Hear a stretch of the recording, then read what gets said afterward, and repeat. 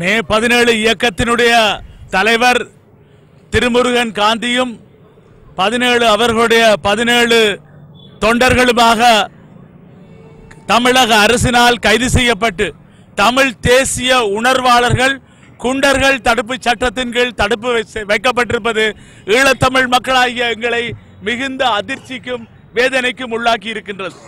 பல்வேறு மறைந்த அமரர் ஜெயலலிதா அம்மா அவர்களுடைய ஆட்சியிலே ஈழத்தமிழர்களுடைய மீட்புக்காக தமிழின படுகொலைக்காக ஒரு பொது வாக்கெடுப்பு நடத்தப்பட வேண்டும் என்ற பல்வேறு கோரிக்கைகளை வைத்து சட்டமன்றத்திலே ஒரு மனதாக தீர்மானம் நிறைவேற்றி அதை போல ஏற்கனவே குறிப்பிட்டது போல மே 17 இயக்கத்தை 2009ஆம் ஆண்டு ஈழத்தமிழ் மக்களுக்கு எதிராக 1 லட்சத்துக்கு மேற்பட்ட எங்களுடைய ஈழத்தமிழ் மக்கள் இனப்படுகொலை செய்யப்பட்டு போர்க்குற்றங்கள் நடைபெற்று கடுமையாக கொன்றொழிக்கப்பட்டதற்கு எதிராக இயக்கத்தை ஆரம்பித்து வருடம் சென்னை மெரினா கடற்கரையிலே அந்த நினைவேந்தல் நிகழ்வை நடத்தி கொண்டிருந்தவர்கள் இந்த ஆண்டிலே திடீரென்று கைது செய்யப்பட்டது மாத்திரமல்ல, சாதாரண சட்டத்திலே நீங்கள் கைது செய்திருக்கலாம், ஏதாவது குற்றம் செய்திருந்தார் என்று நினைத்தால் அவ்வாறு அவர்கள் எந்த குற்றத்தையும் செய்யவில்லை. நினைவேந்தலுக்காக அவர்கள் ஒன்று கூடினார்கள்.